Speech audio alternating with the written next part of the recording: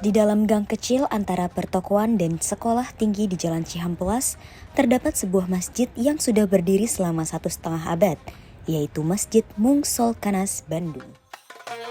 Dibangun pada tahun 1869 oleh Kiai Haji Abdul Rohim atau kerap dipanggil Mama Aden, masjid ini berawal dari rumah panggung sederhana yang terbuat dari bilik bambu dan telah menjadi saksi bisu penyebaran agama Islam di kota Bandung.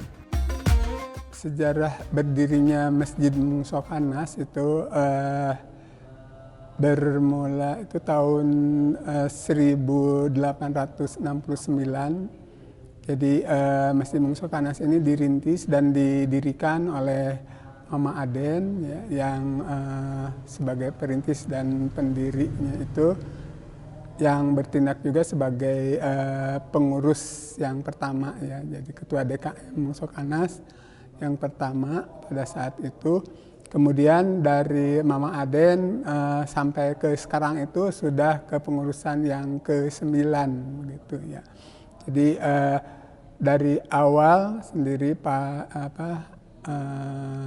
Mama Aden itu menamai masjid ini Masjid Mungsolh Kanas gitu ya.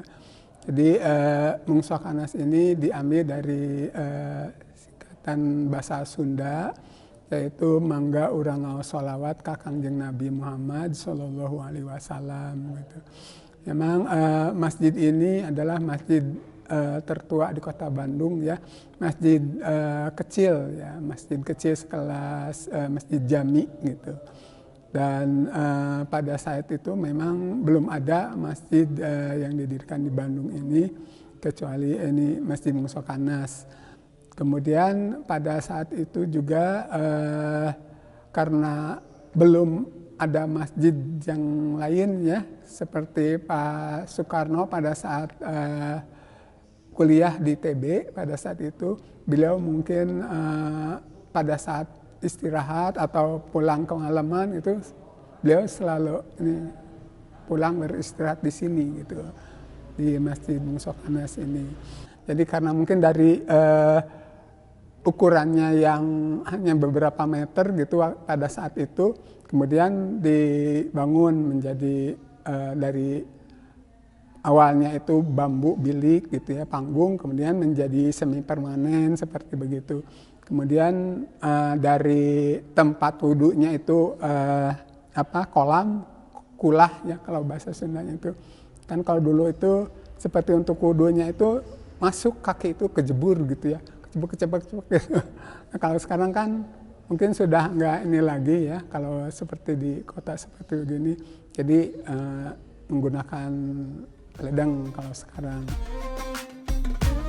Meski sudah tidak lagi berbentuk bangunan tradisional, masih ada hal unik dari Masjid Mungsolh Kanas. Masjid ini tidak menggunakan bahasa Arab sebagai namanya, melainkan menggunakan bahasa Sunda.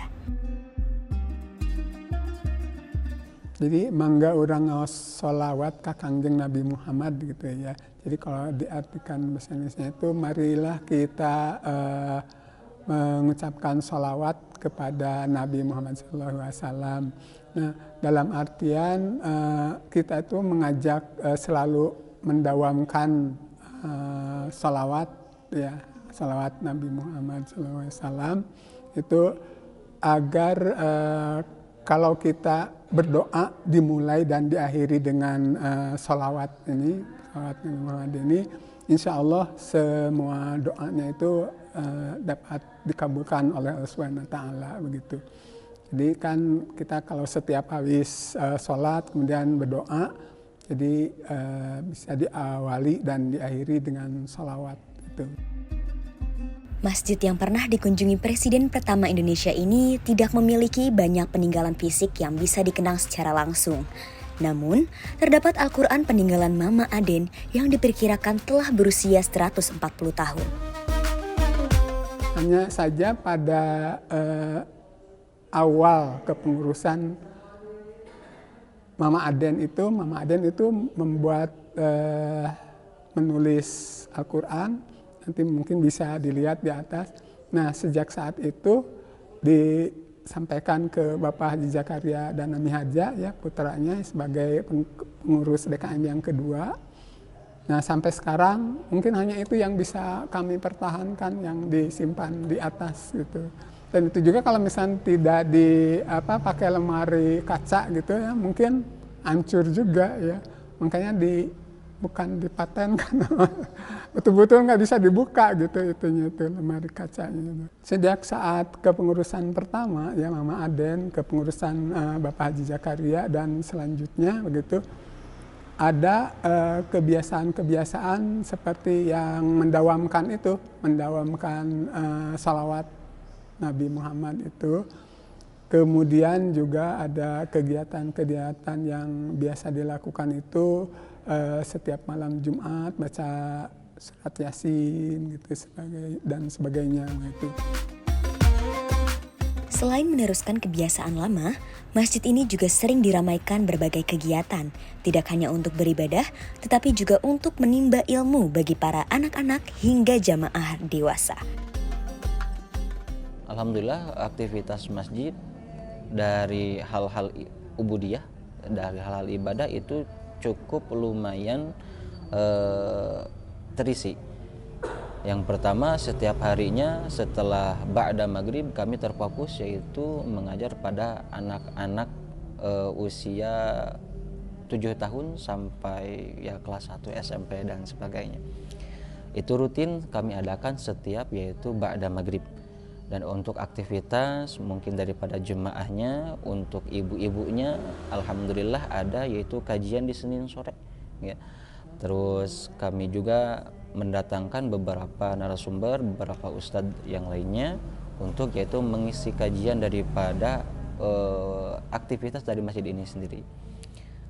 Dan di setiap 1 minggu 1 kali Jumat berkat kami itu ada di waktu subuh juga di waktu setelah melaksanakan sholat Jumat gitu ya.